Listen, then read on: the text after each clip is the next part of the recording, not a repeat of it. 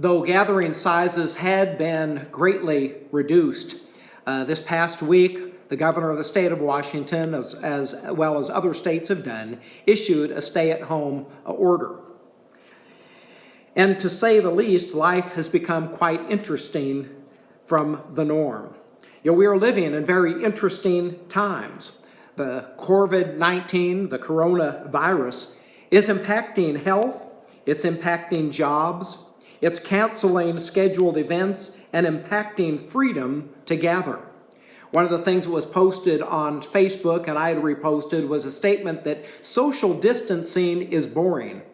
Exiled for the good of the realm sounds much more interesting. And perhaps that would be a good perspective for us, because we are trying to restrict our gathering for the sake of ourselves and for the sake of others, so that we can stem the spread of the coronavirus. And so because of this, we're doing things in different ways. And this is a little bit different for me in speaking to an empty auditorium, where I don't have the eye contact and looks that I can kind of be energized by as I share a lesson. It's different to deliver a sermon in this way than to sit and read one of my daily devotionals to an empty room. But this morning I was trying different ways to do things and trying to find the right lighting at home. And I'm using an abbreviated PowerPoint this morning, and don't know if I will continue this, but I just couldn't quite get the lighting right at home. So here I am in this empty auditorium trying to deliver this message. And so this time has provided an opportunity for some creativity. Students are learning from home. Homeschooling is presently the norm. Student meals are being picked up or delivered, and so their need is not being neglected or forgotten at this time. Restaurants are providing takeout and delivery, and we've been trying to support some of our local restaurants in an attempt to do our part to help keep them in business through this time. Drive-through clinics have been set up. And finding out what we can do without is also something that we may be discovering. And the list goes on of the things that are making this a very interesting and interesting time and a time for some special creativity. One of the other posts that I noticed on Facebook and I had reposted stated that the church is not empty, the church has been deployed. The church is not the building, the church is us, people. Christ did not die for a building, he died for people, for souls, to save us. And though we're not gathering together in the groups that we normally do, we're still trying to find ways to encourage each other.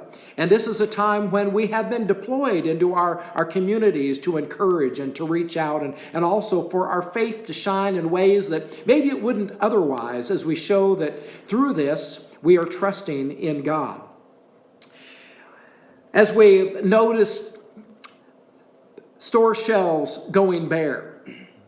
A number of items that are being hard to find: toilet paper, hand sanitizer, flour, and sugar. And my wife was wanting to do some baking and was having trouble finding flour to bake. And finally, this last week, she did find some flour. And so now we are looking forward to some homemade bread. And one of the things that I have always loved is walking into a room, walking into the house, and smelling fresh baked bread. To me, it's one of the most wonderful smells in the world. My wife does great baking. I remember my grandmother whose house smelled like baking, and I just loved her buns and her bread, and it's just a great memory that's been with me for a long time. And yet, as we think about bread, there's other bread that we need to be mindful of. And so I want to draw attention to some things from the 6th chapter of John this morning.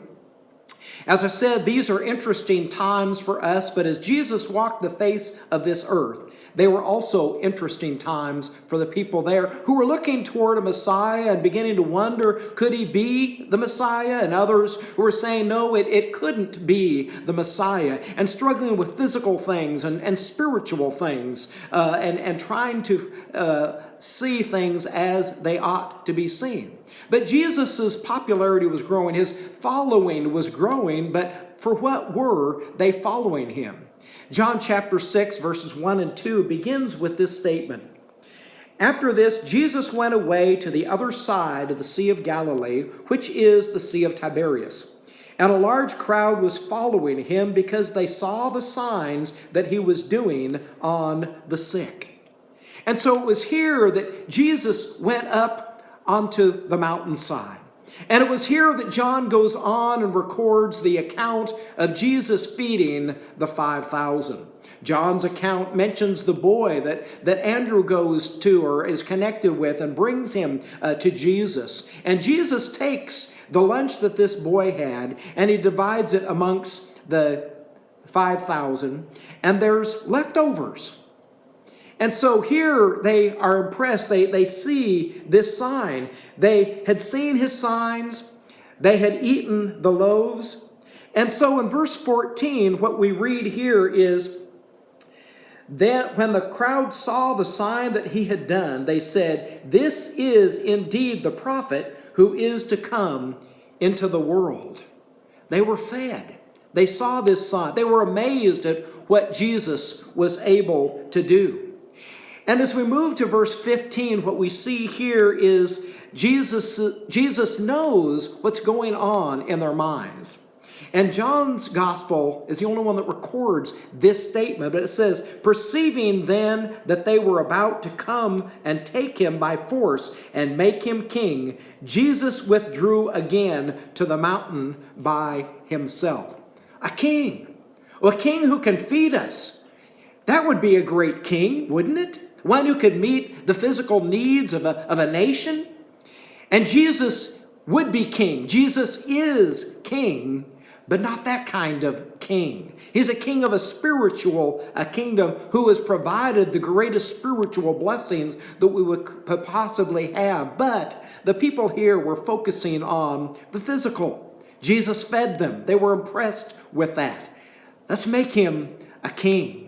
And John's account goes on then from there to show the disciples as they get into the boat and they go across while Jesus withdraws himself to pray. In Matthew's account, we have Jesus first sending the disciples away, and then he dismisses the crowd, and perhaps he saw that the disciples could easily get caught up in that movement to make him a king at that time. Sure, yes, for our Lord, for him to be the king.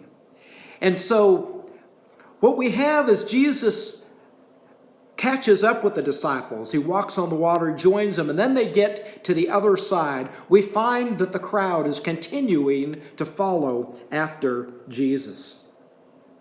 And so we find in John chapter 6 and verses 22 to 25, "On the next day, the crowd that remained on the other side of the sea saw that there had been only one boat there, and that Jesus had not entered the boat with his disciples, but that his disciples had gone away alone.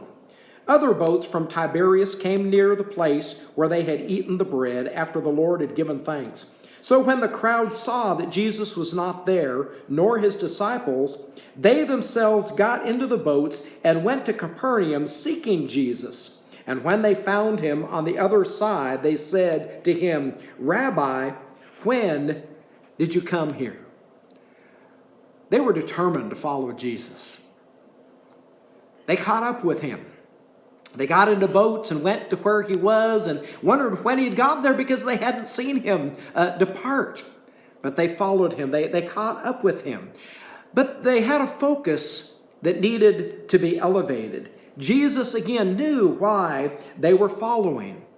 In verse 26 we read, Jesus answered them, "Truly, truly, I say to you, you are seeking me not because you saw signs, but because you ate your fill of the loaves."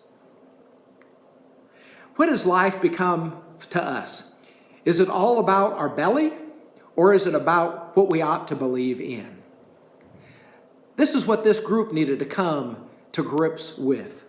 As we continue on in the reading, Jesus draws attention to greater bread. He mentions the manna, but even beyond the manna. There's greater bread than the manna that God had given to the nation of Israel as they wandered in the wilderness. And so in John chapter 6, verse 27 to 34, we read, "Do not work for the food that perishes, but for the food that endures to eternal life, which the Son of Man will give to you. For on him God the Father has set his seal." Then they said to him, "What must we do to do the works of God?" And Jesus answered them, "This is the work of God, that you believe in him whom he has sent." So they said to him, "Then what sign do you do, that we may see and believe you? What work do you perform? Our fathers ate the manna in the wilderness, as it is written, he gave them bread from heaven to eat."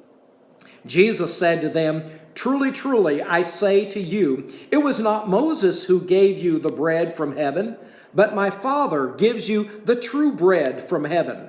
For the bread of God is he who comes down from heaven and gives life to the world."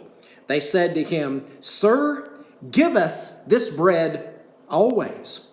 Doesn't it make us think of Jesus' encounter in John chapter 4 with the woman at the well, when he talked to her about living water, and she says, "Give me this water so I don't have to keep coming back to this well." And here were these who responded, "Yeah, give us this bread so that we may always have it. Sir, give us this bread always." But it was not like the manna. Remember, the manna was only during the wilderness wandering, and there were restrictions on that. If they saved any from the day's gathering for the next day, it would breed worms and stink. And some had to learn that lesson the hard way.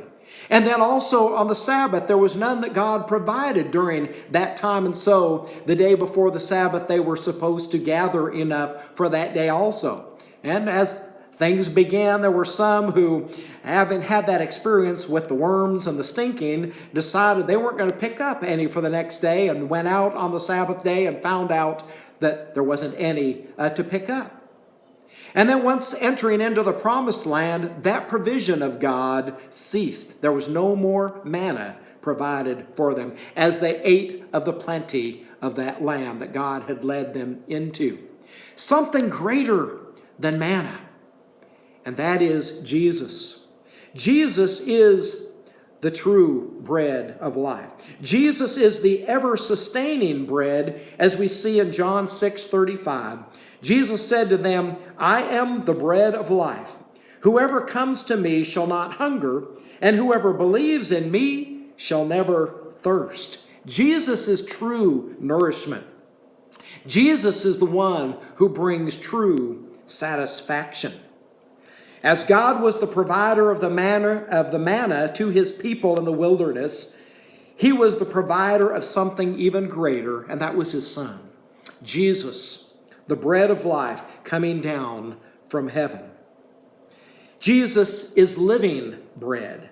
As John 6:48 to 51 states, "I am the bread of life. Your fathers ate the manna in the wilderness, and they died. This is the bread that comes down from heaven, so that one may eat of it and not die. I am the living bread that came down from heaven.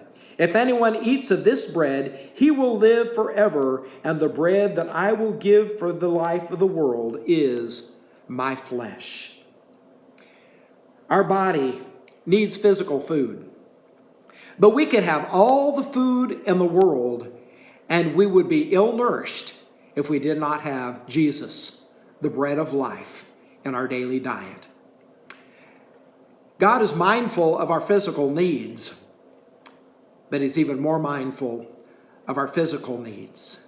And though we see Jesus interacted with people and he did meet some physical needs, he had compassion on others and what their state in life was and what their needs were. Ultimately, he came to provide for our spiritual needs and to provide a hope of everlasting life.